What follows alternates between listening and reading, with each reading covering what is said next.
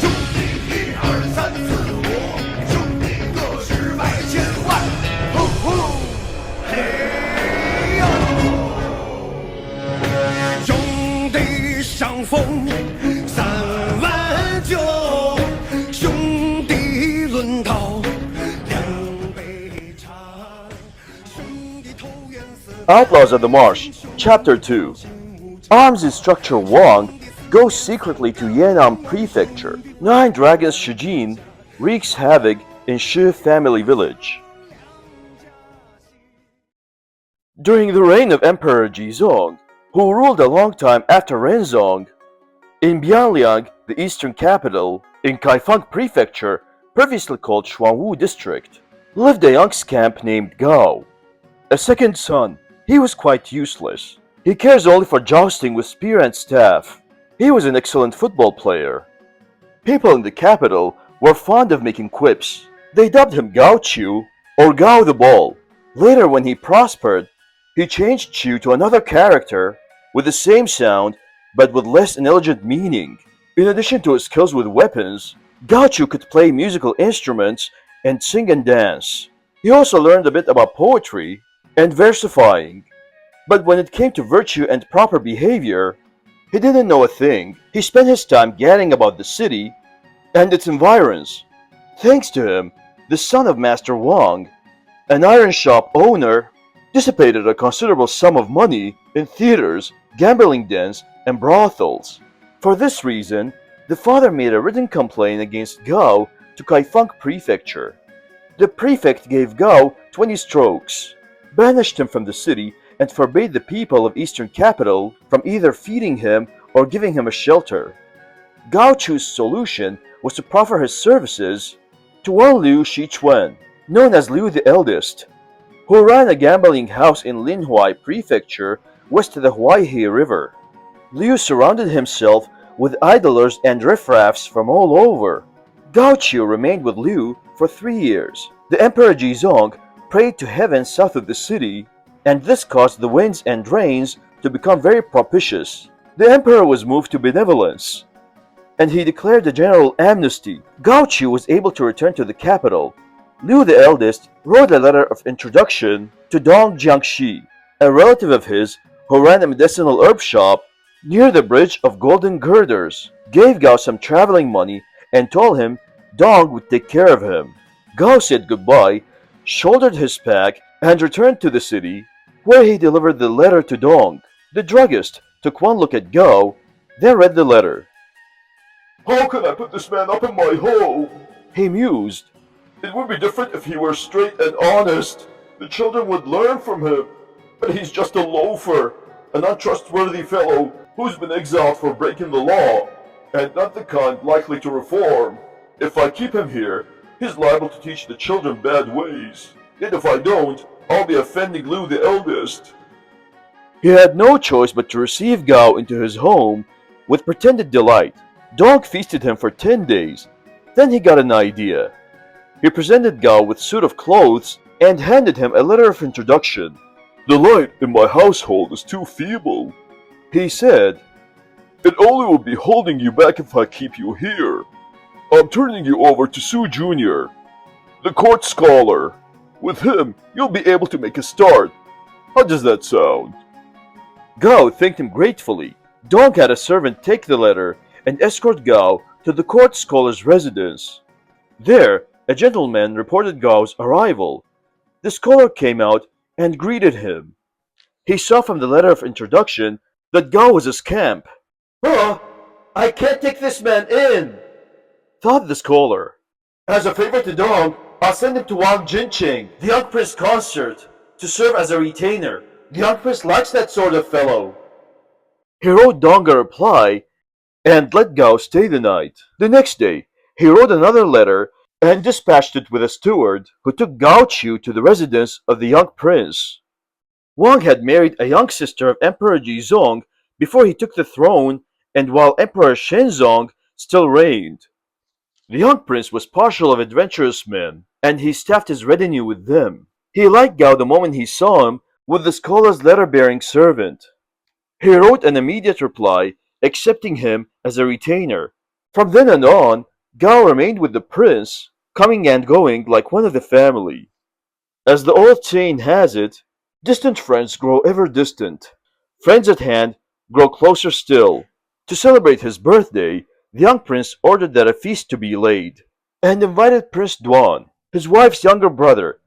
Duan had been the 11th child of Emperor Shenzong, and was a brother of the reigning Emperor Jizong. In charge of the imperial equipage, the ninth royal prince, as he was called, was an intelligent, handsome young man and a skilled dilettante in all forms of amusement. His accomplishments including the lute, chess, calligraphy, painting, and football. He was also a good musician, singer, and dancer. That day, Wang the young prince spread the banquet of the finest delicacies of land and sea. He seated Duan, the ninth royal prince, in the central chair of honor, and sat down opposite. After several cups of wine and two courses, Prince Duan went out to relieve himself. He stopped by the library on his return, where the young prince joined him. Duan was attracted by a pair of paperweight lions carved of modern fat jade. They were extremely well made, in exquisite detail. Prince Duan picked them up and couldn't set them down. Beautiful, He murmured. the same artisan also made a jade rack carved like a dragon for writing brushes, said the young prince. I don't have it handy, but I'll find it tomorrow and send it to you together with these paperweights. That's awfully kind of you. I'm sure the dragon is carved even more finely than the lions. I'll send it to the palace tomorrow. You'll be able to see for yourself. Prince Duan thanked him, and they went back to the banquet table, where they dined until dusk. Both were drunk when they parted. Prince Duan bade the prince consort farewell and returned to his palace. The next day, the young prince found the writing brush rack carved like a dragon. He placed it in a small golden box, together with a pair of jade paperweight lions, wrapped the box in golden silk, wrote a covering letter, and told Gao to deliver the gifts. Gao proceeded directly to Prince Duan's palace. The gatekeeper reported his arrival to the steward, who came out. From which official residence are you? Gao Qiu bowed. Prince Consort Wang has directed me to deliver these jade objects to the royal prince. His Highness is in the middle court playing football with some young eunuchs. You may go in. Could I trouble you to show me the way? The steward led Gao to the gate of the inner court. 4 or 5 young eunuchs were kicking a ball with Prince Duan. He was wearing a soft Tang-style silk hat and a purple robe embroidered with an imperial dragon. The robe was tucked up in front under the prince's official waist sash. Flying phoenixes embroidered in gold thread decorated his boots. Gao dared not to interrupt. He stood behind some servants and waited. Fortune favored him. The ball sailed past Prince Duan, who couldn't stop it, and rolled through the crowd to Gao Qiu. In a momentary seizure of boldness, he kicked it back to the prince with a mandarin duck and drake twist. Duan was delighted. Who are you? He asked. Gao fell on his knees. A retainer of Prince Consort Wang. At my master's order, I bring your highness 2 jade gifts. I have a letter that goes with them. The royal prince smiled. Brother-in-law is always considerate. Gao Qiu produced the letter. Prince Duan opened the box and looked at the jade pieces. He turned them over to his major domo. So you know how to kick a ball, he said to Gao. What's your name? Gao crossed his arms before his chest respectfully and dropped again to his knees. Your servant is called Gao Qiu. I've spent a little time with a ball on the field. Good, said the prince. Come and join the game. A man of my rank? I wouldn't dare to play with your highness. Why not? This is the Clouds High League, known as All-Round Circle. It's open to anyone. Gao Qiu continued to refuse, but when the royal prince insisted, he kowtowed, begged forgiveness for his presumption, and trotted into the field. He made few passes with the ball, and the prince shouted approval. Gao Qiu was inspired to show everything he had. His movements, his style, were pleasure to behold. He stayed so close to the ball, it seemed glued to his feet. Prince Duan was enchanted. He wouldn't let Gao leave, and kept him overnight in the palace. The next day, He ordered a feast and sent an invitation to the young prince. When Gao failed to return the night before, the young prince began to wonder whether he could be trusted. Now, his gatekeeper announced, "A messenger from the ninth royal prince is here with an invitation for your excellency to attend a banquet in the palace." The young prince went out and received the messenger and read the invitation. Then he got on his horse and rode to the palace. Dismounted, he proceeded directly to Prince Duan. The ninth royal prince thanked him for the two jade gifts. Together, they entered the dining room. "That gaucho of yours plays good game of football," Said Prince Duan. "I'd like to have him as a retainer. How about it?" "If he's of any use to your highness, let him serve in the palace, by all means." Prince Duan raised his wine cup and thanked the young prince. The two chatted and dined until evening. Then the young prince returned to his residence. Of him, we'll say no more. Let's talk rather of Gao Qiu. After he went into the service of Prince Duan, he lived and dined in the palace, and accompanied the prince every day, never taking so much as a step from his side. Before 2 months had elapsed, Emperor Jizong died without leaving an heir. All the high civil and military officials conferred and made Prince Duan the emperor.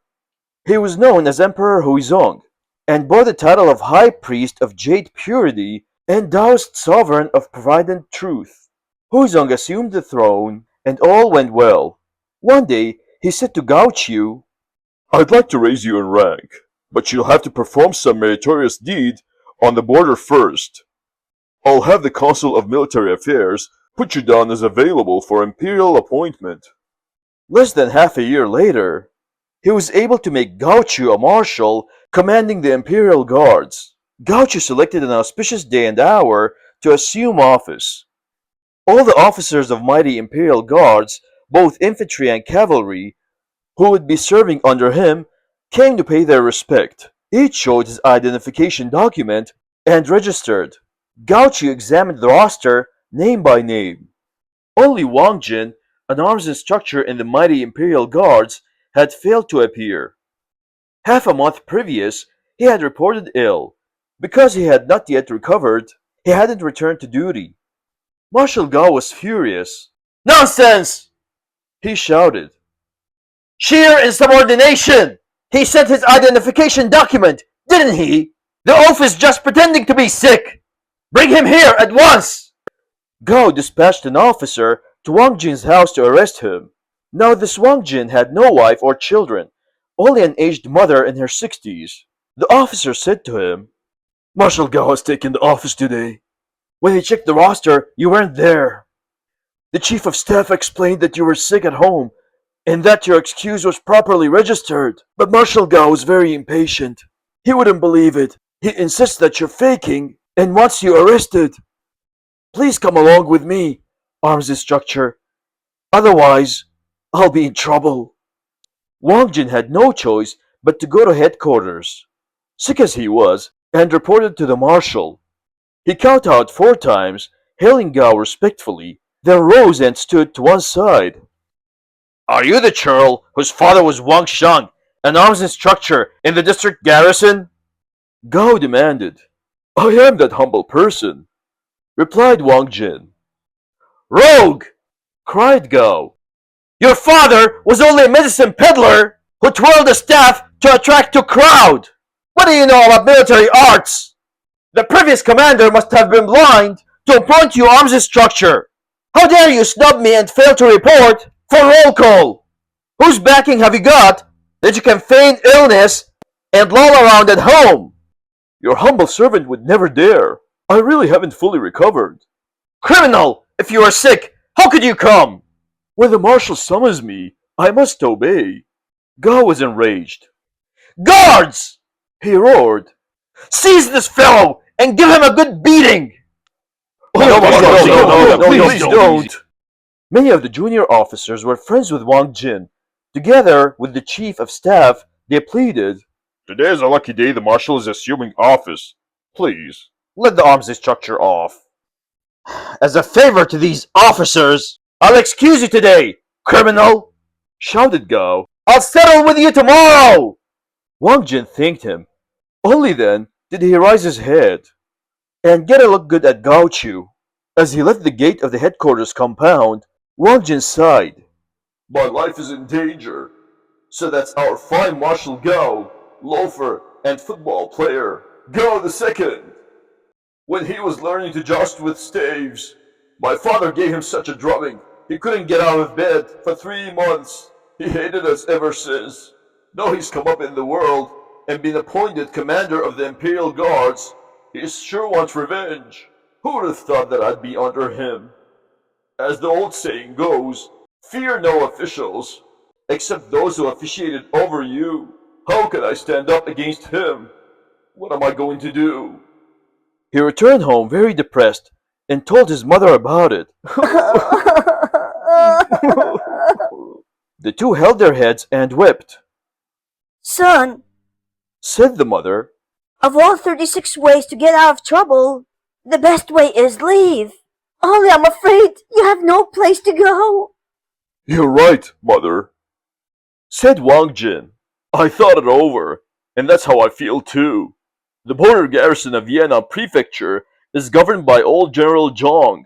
Many of his officers who visited the capital have admired my skills with arms. Why shouldn't I cast my lot in with them? Vienna's a place where men are needed. I'd be safe there. After talking it over, mother and son agreed. We must go secretly, my son. Said the mother. But what about those two corporals at the door? The orderlies who were sent by headquarters. If they found out, we won't be able to get away. Don't worry, mother, Said Wang Jin. I know how to get rid of them. At dusk, he called Corporal Zhang in and said, First, have your dinner. Then, I want you to go out and do something for me. Where do you want your humble servant to go, arms instructor? Because I was ill a few days ago, I vowed I would burn incense in the temple of the Sacred Mountain outside Sour Date Gate if I got better. I want to do that first thing tomorrow morning. Tonight, you tell the priest in charge to open the temple gate a little earlier tomorrow.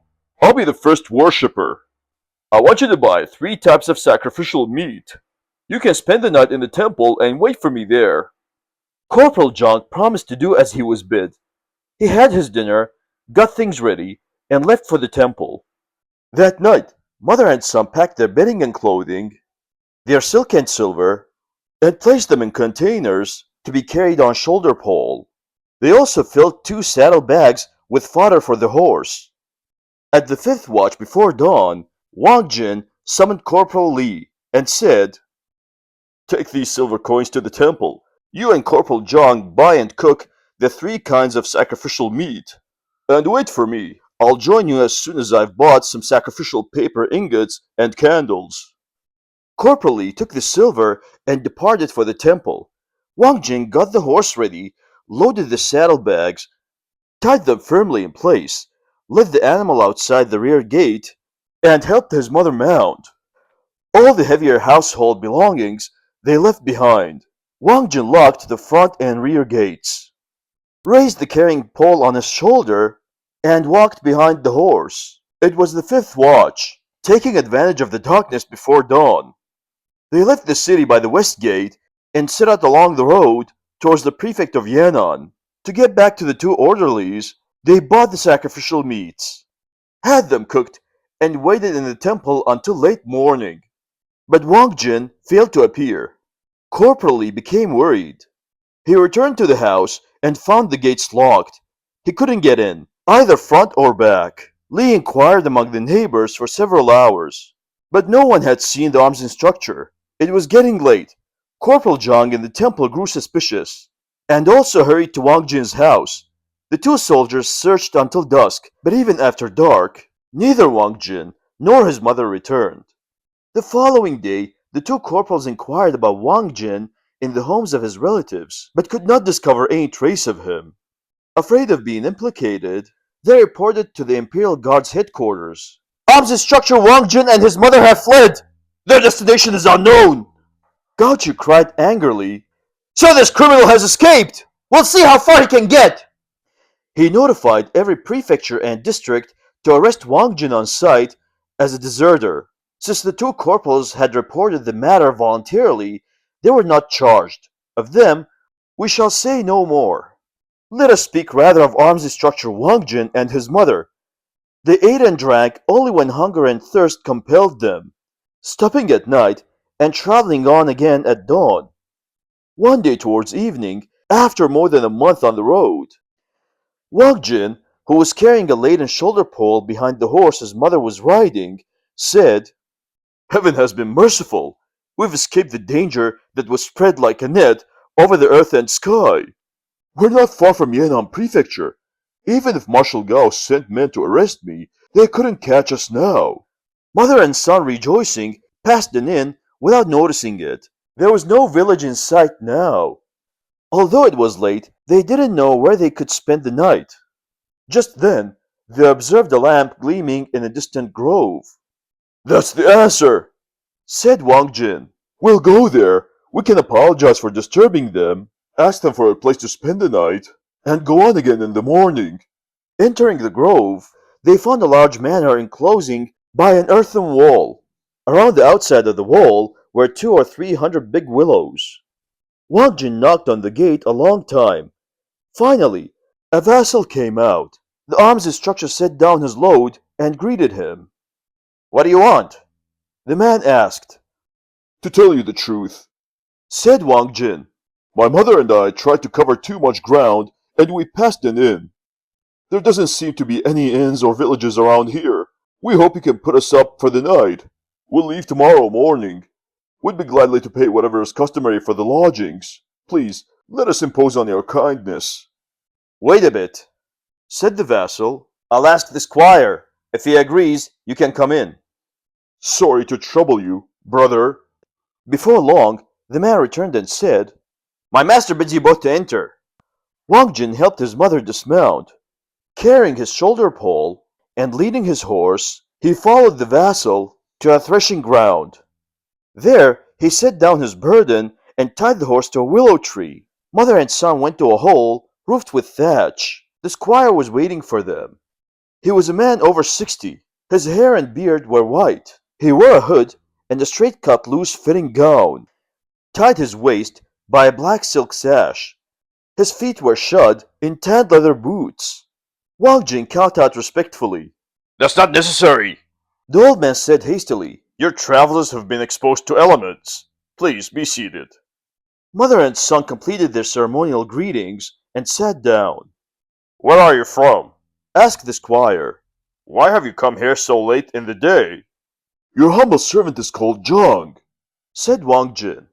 "We live in the capital. Because we've used up our money and cannot carry our business, we're going to Yan'an Prefecture to join some relatives. On the road today, we were too eager to press on, and passed an inn without noticing it.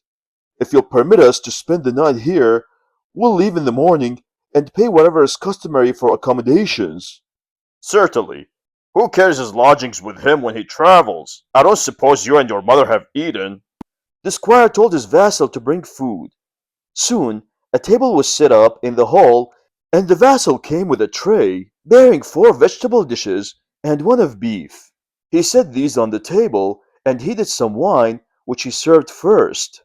"Our fare is crude here in the country," said the squire. "I hope you'll forgive us." Wang Jin rose and thanked him. "We're putting you too much trouble. We don't know how to repay you." "No need to talk like that," said the squire. "Let us drink." In response to his urging, Wang Jin and his mother downed 6 or 7 cups of wine. Then the food was served and they ate. After the bowls and dishes had been cleared away, the squire rose and led them to the guest room. "Could I trouble you to see it that the horse my mother rode is stabled and fed?" said Wang Jin. "Of course we'll pay." "That's easy," the squire replied. "We have horses and mules here. I'll tell the vassal to put your horse in our stable and feed it with other animals." Wang Jin thanked him, raised his shoulder pole, and carried his belongings into the guest room. A vassal lit a lamp and brought in hot water so that the travelers could wash their feet. The squire returned to his own quarters. Wang Jin and his mother thanked the servant, closed the door, and retired. They slept all night. By dawn the following day, they still hadn't emerged from their room, and the squire approached their door. He heard Wang Jin's mother groaning. It's already dawn, guests, Called the old man. you better rise. Wang Jin hurried outside and greeted his host. I've been up for some time. He said, We put you to a lot of trouble last night. It really wasn't right. Who was groaning just now? To tell you the truth, my mother is exhausted from riding. Last night, her heart began paining her again. In that case, why not stay on here a few more days? Don't worry, I know a good prescription for pains of the heart. I'll send a servant to the county town to get some medicine for your mother. Tell her to set her mind at ease and just rest. Wang Jin thanked him. But enough of petty details. Wang Jin and his mother remained at the manor, and the old lady took the medicine. After 6 or 7 days, she felt that her illness was cured. Wang Jin picked their belongings and prepared to continue their journey. On the way to the stable to look at his horse, he observed in a clearing a young man stripped to the waist with blue dragons tattooed all over his body. His face was as round as a silver platter. About 19, he was practicing with a staff. Wang Jin watched for a while, then said without thinking, Not a bad style, but it has a weakness. It wouldn't stop anyone who was really good. The young man overheard him. Who are you to laugh at my skill? He demanded angrily. I've had 8 of the best teachers. Don't you think I can knock you down? Do you dare have a go with me? As he was speaking, the squire came along. None of your insolence! Shouted the old man. What right has this fellow to laugh at my technique? The boy asked. Do you know how to wield a staff, guest? Queried the squire. A little, Replied Wang Jin. May I presume to ask, sir, what's this young man's relationship to you? He is my son. Since he is the young master, if he wishes to learn, your humble servant can give him few pointers. Is that agreeable? Excellent, Said the squire, and he directed the young man. kowtow to your teacher. But the boy would have none of it. Don't be taken in by this varlet's talk, Pa! He said hotly. I'll kowtow to him as my teacher only if he can beat me at staves. If the young master won't take it seriously, Said Wang Jin. we can have a bout just for fun. Standing in the center of the clearing, the boy whirled his staff over his head like a windmill. Come on then! He exclaimed. Come at me if you have the nerve! Wang Jin smiled, but he made no move. Since you're willing to teach the boy, guest, Said the squire. why not joust with him? I'm afraid I'll hurt the young master. Wang Jin laughed. It wouldn't look nice. That's all right. If you break his hand or foot, he'll have brought it on himself. Forgive me then. Wang Jin selected a staff from a weapons rack, walked into the clearing, and struck a stance. The young man looked him over. He raised his staff and charged. Ah! Wang Jin quickly withdrew, trailing his weapon. The boy flourished his staff and gave a chase. Suddenly Wang Jin turned, as if to hack down. His opponent raised his own staff to parry, but Wang Jin swiftly retracted his weapon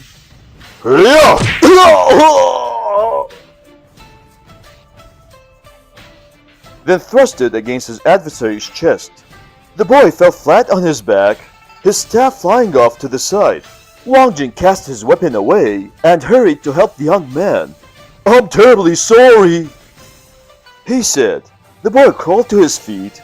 He brought over a stool, seated Wang Jin upon it, and kowtowed respectfully.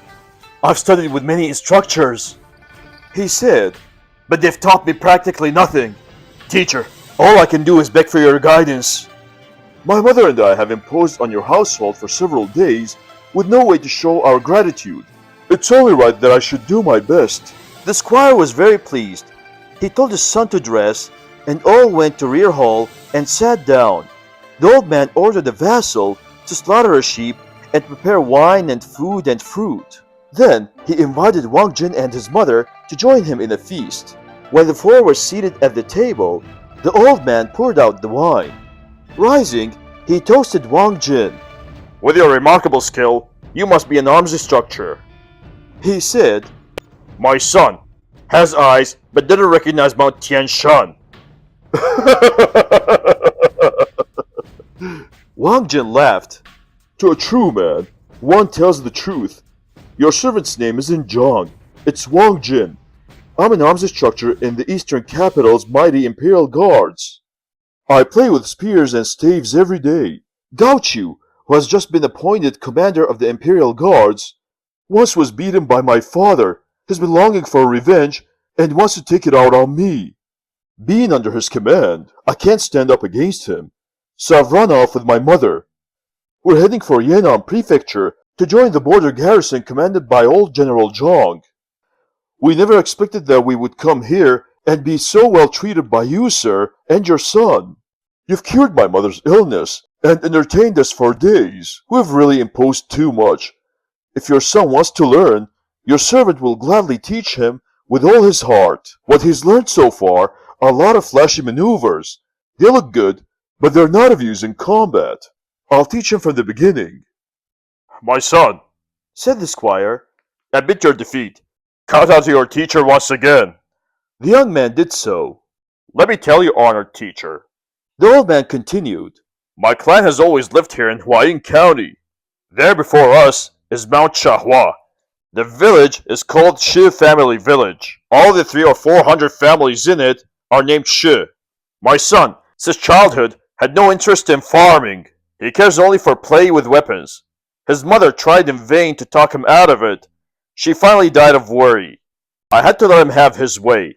I don't know how much money I've spent on weapons teachers. I also paid a skilled tattooist to decorate his arm and chest with dragons, 9 in all. For that reason, he's known throughout the county as 9 Dragons Shijin.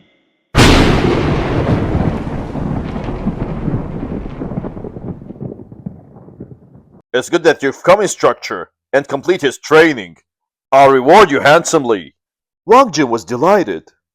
Rest assured, old squire, He said. if that is your wish, your servant will teach him well. They drank and feasted. From that day on, Wang Jin and his mother remained in the manor.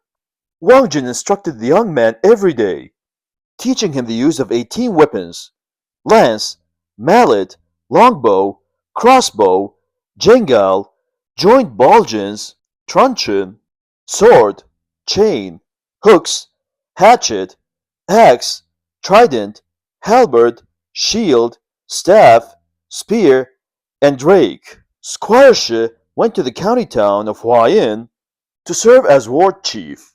Of that we'll say no more. The days slipped by. Soon, half a year had passed. Shijin became adept at the 18 weapons. Wang Jin put his heart into teaching, explaining the fine points of each. When the young man had mastered the weapons, Wang Jin thought to himself, Although it's very pleasant here, I'm not getting anywhere. he wanted to continue to Yan'an, but Shijin wouldn't hear of him leaving. "Stay, teacher," the young man pleaded. "I'll support you and your mother the rest of your lives. Won't that do?" Thank you for your good intentions, young brother, said Wang Jin. It's fine here, but I'm afraid Marshal Gao will send his man after me, and you'll become implicated. That wouldn't be right. We'd both be in trouble. I'm determined to go to Yan'an and join the garrison under old General Zhang. It's a border post. They need men. I can make a fresh start there. Since they couldn't persuade Wang Jin to stay, Shijin and his father gave him a farewell banquet. They presented him with 2 bolts of satin and 100 ounces of silver brought in on a platter. The next day, Wang Jin tied his luggage to his shoulder pole and got the horse ready. He and his mother took their leave of the old squire. Then Wang Jin helped his mother into the saddle, and they set out for Yan'an. Shijin had a vassal carry the shoulder pole. He himself, hating to part, escorted his guests for 10 li. Finally, Shijin bowed to his teacher and said goodbye with tears in his eyes. He returned with the vassal to his manor. Wang Jin shouldered the carrying pole and followed behind the horse. Mother and son proceeded westward along the road. We'll talk not of Wang Jin, who went to join the garrison, but rather of Shijin. Every day he steeled himself vigorously. Young, unmarried, he often got up in the middle of the night to drill with weapons. During the day he practiced archery and rode horseback behind the manor. Before half a year had gone by, his father fell ill and could not leave his bed. Shujin brought doctors from near and far, but none of them could save him. To the sorrow of all, the old man died. Shujin prepared a coffin and outer casket, in which his father was laid, richly dressed, and he hired Buddhist monks to conduct 7 services, one every 7 days, to pray for the departed squire. He also paid Taoist priests to chant prayers, ensuring the passage of his father's soul straight to heaven. There were more than 10 of these services. He then selected an auspicious day for the funeral. All the 300 or 400 families in the village attended. Dressed in mourning, Squire Shi was buried in the ancestral cemetery on the hillside west of the village. Now there was no one to look after Shujin's household affairs. The young man cared nothing for farming. His only interest was in finding people with whom he could match skill at arms. 3 or 4 months passed. It was the middle of the 6th lunar month and very hot. Shujin sat on a folding chair beneath a willow on the edge of threshing ground, seeking a breath of cool air. He had nothing to do. A breeze wafted in front of the pine grove opposite.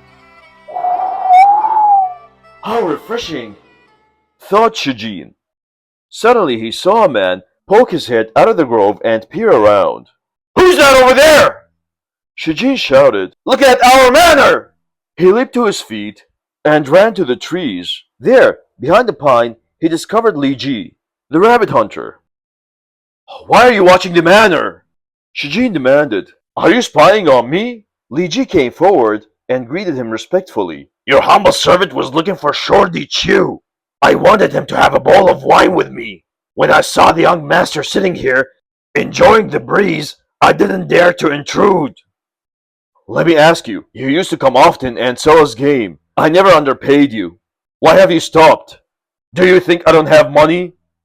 Would I dare think that? There just hasn't been any game lately. That's why I haven't come. Piffle, a mountain as big and wide as Shahua?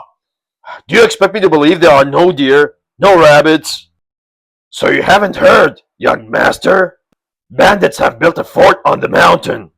They have 600 or 700 men and 100 good horses. Their leader is called the miraculous strategist Chu.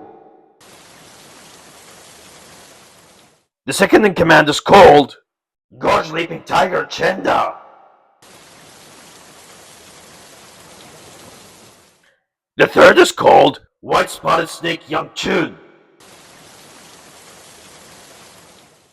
The 3 raid and pillage at will. The Hawaiian county authorities can do nothing about them. They've offered a reward of 3,000 strings of cash for their capture. But who dares to try? Your servant is afraid to go hunting on the mountain. That's why I can't offer you any game. I've heard there were bandits up there, said Shujin. I didn't know the scoundrels were so active. They're about to make trouble for me, but I still would like some game if you can't catch any. Li Ji bowed and departed. Shujin returned to his manor. Those rogues are going at it in a big way. He thought, they'll probably attack our village. In that case, he ordered his vassals to slaughter 2 fat water buffaloes and bring out some good homemade wine. First, he burned paper replicas of gold and silver ingots as an offering to heaven and prayed for good luck. Then, he invited the 300 or 400 local peasants to the hall in the manor. After all were seated according to age, he had the vassals pour them wine. I hear that 3 robber chieftains have formed a gang of 600 or 700 bandits on Mount Shahua who raid and pillage, he said. Since they're operating in a big way, sooner or later they're going to attack our village. I've invited you here for a conference. When those rascals come, every family should be ready. If our manor sounds the alarm, all of you come running with your weapons. We'll do the same thing if any of you are attacked. We'll help each other and defend our village.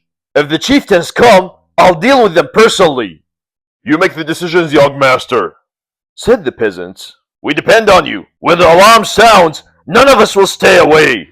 At evening, they drank a final cup in thanks and returned to their homes to prepare their weapons. Shijin strengthened the gates and the walls of the manor and put everything in order. He issued suits of armor and had swords and horses kept in readiness. Of this we'll say no more. We'll speak instead of the three bandit chieftains on Mount Shahua. They sat down one day and conferred. Juhu, the miraculous strategist, their leader, was from Dingyuan. His weapons were two swords. Although not a especially good fighter, he was skilled in battle tactics and was a clever strategist. The second in command, Chenda, was from the city of Yechung. He wielded a steel-tipped spear. Yangchuan, number 3, was from Ziliang County in Puzhou. He used a halberd. I hear that Huayin County is offering a reward of 3,000 strings of cash and its mustering men to arrest us, said Zhu. We'll give them a bloody battle when they come. The trouble is, we're short on money and grain. We'd better go out and rob some. We'll need a grain reserve to see us through, if the troops besiege us. That's right, said Chenda, the gorge-leaping tiger. Let's demand grain from Huayin County, and see what they do about it. Don't go to Huayin. Yangchuan, the white-spotted serpent, advised. Puchang would be better. It's a sure thing. There aren't many people in Puchang, said Chenda. And they don't have much money and grain. I'm for raiding Huayin. The people are prosperous there. They have money and grain aplenty. You don't understand, brother, said Yangchuan. To get to Huayin, we have to pass Shi family village. That 9 Dragons Shijin is very tough. It's not wise to stir him up. He'd never let us by. Weak talk, brother, said Chenda. If we can't pass the mayor village, how are you going to stand up against the government troops? You shouldn't underestimate Shijin, brother, Yangchuan replied. He's really fierce. I too have heard that he's brave, said Zhu. They say his skills with weapons is first rate. Well, let's not go, brothers. Shut your craven mouths! Chenda cried. Praising other people's courage pulls down your own. After all, he's only human. Does he have 3 heads and 6 arms? I don't believe it. He shouted to his cohorts. Get my horse! I'm going to attack Shi family village, then I'm going to take Huayin. Zhu and Yangchuan tried to dissuade him, but he wouldn't listen. He donned an armor, mounted his horse, picked 150 men, and drums beating and gongs crashing, started down the mountain towards Shi family village. Shijin, who was in front of the manor, checking his men's arms and equipment, was informed of this by one of his vassals. He promptly had the alarm beat out on a bamboo segment. From all sides, men of the 400 village families came running to the manor, carrying their weapons. They found Shijin wearing a rich turban, a vermilion coat of mail, iron breastplate and backpiece, an embroidered black robe, green boots and leather belt. He had a bow and quiver of arrows, and he grasped a 3-pointed double-edged sword with 4 holes and 8 rings. A vassal led forward his fiery red horse. Shijin mounted. He raised his sword, preceded by 40 strong vassals and followed by 90 villagers and peasants. Shijin set forth, shouting and cheering. The rest of the villagers brought up the rear and followed them to the road north of the village. Chenda led his men swiftly down the mountain and told them to spread out. Shijin saw that he was wearing a red concave hat, a golden suit of mail, a red robe, and a thick-soled boots. Around his waist was a long-plated girdle. He rode a high white horse and carried level a steel-tipped lance 18 feet long. The men on both sides set up a fierce cry.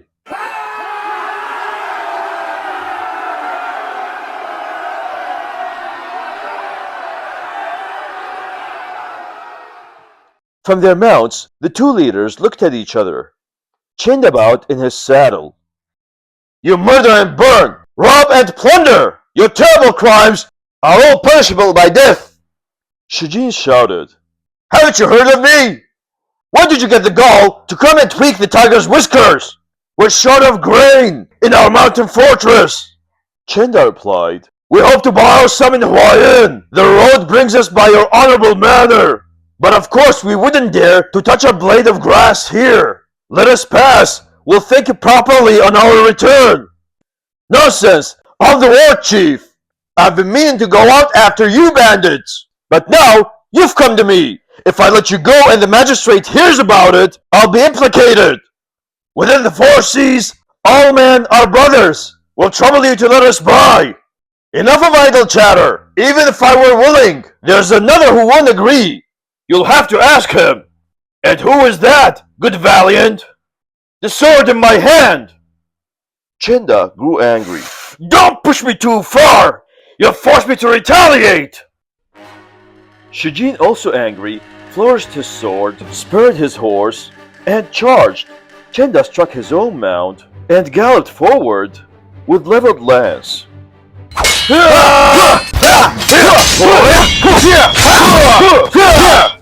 The two men clashed and fought. After several rounds, Shijin fainted, pretended to leave his chest exposed, and Chenda lunged. The young squire dodged the streaking glance. Their bodies met.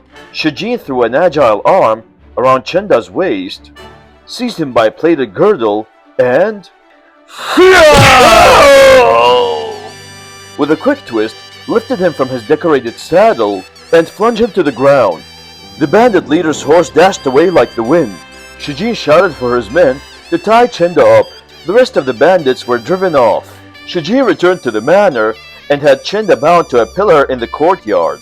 He decided that when he captured the other two bandit chieftains as well, he'll turn all three over to the authorities and claim their reward. He dispensed wine to his men and told them they could go. They drank, praising his courage. Back in the mountain fortress, Zhu and Yangchuan were wondering why there was still no news. They sent out a scout. Soon, other bandits returned, leading a riderless horse. As they climbed, they shouted to the chieftains, Bitterness and woe! Bitterness and woe! Chenda wouldn't listen to you two older brothers, and now he's as good as dead! Zhu asked what had gone wrong. The bandits told him about the battle, adding, That Shijin is a mighty warrior! Chenda wouldn't listen to me, said Zhu. Sure enough, he's met with disaster. Let's go down in full force and fight it out, suggested Yang Chuan. Impossible, said Zhu. If Chenda couldn't beat him, how can you? I have an idea. It's risky, but it may save Chenda. If it doesn't, you and I are finished too. What is it? Listen, first thing, you and I go to Shu family village alone. Zhu whispered the plan in his ear. Excellent, said Yang Chuan. Let's go then. We've no time to lose. Shijin, in the manor, was still in temper when a vassal rushed in and reported, Zhu and Yang Chun are on their way from the mountain fortress. Those scoundrels! I'll turn them both in. Bring my horse, quickly! The alarm was sounded. He mounted and was riding through the manor gate when he saw Zhu and Yang Chun approaching on foot. Whoa, whoa! They knelt and gazed at him with tears streaming down their cheeks. Shijin reined his animal and shouted, What are you kneeling here for? Weeping Zhu replied, We three small men were hurried so by the officials that we were forced to go into the hills and become outlaws. We swore that, although we're not born on the same day, we would on the same day die. Perhaps ours cannot be compared to the brotherhood between Guangdong, Zhangfei, and Liu Bei of antiquity, but our hearts are equally sincere. Today, our younger brother Chenda went against our advice. He offended your excellency and has been locked up in your honorable manor. Since we have no way to save him, we've come to die with him. Please, turn the three of us over to the officials and collect the reward. We won't even frown. We gladly ask you to send us to our deaths. Shijin thought to himself, what loyalty! If I turn them in and claim the reward, every stout-hearted fellow in the land will scorn me. A tiger doesn't pounce on a supine prey, as the old saying goes. To the kneeling bandit chieftains he said, come with me. The two, without fear, followed him to the rear hall. Again they knelt and asked him to tie them up. Shijin repeatedly urged them to rise, but they wouldn't hear of it. The astute spare the astute, and the brave know the brave. Sure enough, the young squire said, since you two are so loyal, I'd be no true man if I handed you over to the authorities. Suppose I give Chenda back to you. How would that be? You'd only become implicated, said Ju. That would never do. We'd much rather to turn us in and claim your reward. Impossible, retorted Shijin. Will you share my food and drink? Death doesn't scare us, said Ju. Why should your meat and wine? The young squire was very pleased. He untied Chenda and spread a feast for the three bandit chiefs in the rear hall. Juhu, Yangchuan, and Chenda thanked him for his kindness. After several drinks, they all looked more cheerful. When the wine was finished, the three chieftains again thanked Shijin and went back to their mountain. Shijin saw them off as far as the manor gate. After returning to the fortress, Juhu sat down with the other two. If it weren't for our plan, would any of us be alive now? He said, not only did we save Chenda, but Shijin, with rare gallantry, released us all. In a few days, we must send him some gifts to show our gratitude. Let's skip the petty details. 10 or so days later, the three bandit chiefs, on a moonless night, dispatched 2 of their men with 30 gold bars. The men knocked at the manor gate, and the vassal reported their arrival. Shijin quickly donned his clothes and went out to meet them. Do you have a message for me? Our 3 chieftains offer their respect. We are instructed to deliver this paltry gift in thanks to your excellency for sparing their lives. Please don't reject it, but keep it with a smile. They handed Shijin the gold. At first, he was going to refuse, but then he thought, since they were good enough to send it, I ought to accept. He directed the vassals to give the messengers wine. They drank until after midnight. Then Shijin tipped them with silver and told them to return. Less than half a month later, the bandit chiefs again conferred, and once more sent messengers at night to the manor, this time with a string of large precious pearls they had obtained of robbery. Shijin accepted it. Of this, we'll say no more. After another month, Shijin thought to himself, those 3 show so much respect. I really ought to send them some gifts in return. The next day, he instructed a vassal to buy 3 bolts of red brocade in the county town and have a tailor to make 3 gowns for the bandit chiefs. He also had 3 fat sheep slaughtered and cooked. These and the clothes he had 2 men deliver in a large box. Shijin's steward was a man named Wang the Fourth. The fellow's tongue was so nimble he could converse with officials. The other servants called him Bodang's equal. Wang was one of the 2 messengers. When they arrived with the box at the foot of the mountain, bandit sentries questioned them, then led them to the fortress. The bandit chiefs were delighted with the brocaded silk gowns and the delicious mutton and wine. They tipped the messengers 10 ounces of silver and poured them more than a dozen bowls of wine. Shijin's men then returned to the manor. The mountain chiefs are very grateful, they told the young squire. Thereafter, Shijin had considerable dealings with the bandit leaders. Wang the Fourth went to the mountain lair a number of times with gifts. On several occasions, the chief sent gold and silver to Shijin. The days sped by. Soon it was the 8th lunar month, the time of Mid-Autumn Festival. Shijin decided to ask the 3 bandit chieftains to enjoy the full moon and drink wine at the manor on the night of the 15th. He sent Wang the Fourth to the stronghold with a written invitation. The 3 leaders accepted with pleasure. They wrote out a reply, tipped Wang 5 ounces of silver, and gave him more than 10 bowls of wine. On the way home, Wang ran into 2 bandits who frequently came to the manor with gifts. They embraced him and dragged him off to a grog shop in a mountain hamlet by the side of the road, where he downed another 10 bowls. Finally, they parted. Wang resumed his homeward journey. A strong wind buffed him and brought all the wine to his head. Wang staggered along for about 10 li until he came to a grove. He plunged in and threw himself down on a grassy sward. It so happened that Li Ji the hunter was out after rabbits on the mountainside. He knew Wang, and seeing him lying there, went to help him up, but the steward was much too heavy. The hunter's sharp eye noticed the bulge of silver in Wang's belt sash. The knave is drunk. He thought. Where did he get so much money? Why don't I help myself? Li Ji took off the sash and shook it. The pieces of silver and the brigand's reply fell on the ground. He picked up the letter and opened it. He was barely literate and could recognize only the names Zhu, Chenda, and Yang Chun. The flowery language of the rest he was unable to read. It's not easy for a poor hunter like me to come up with the world. He said to himself, Yet the fortune teller said this year I would get rich. This must be my chance.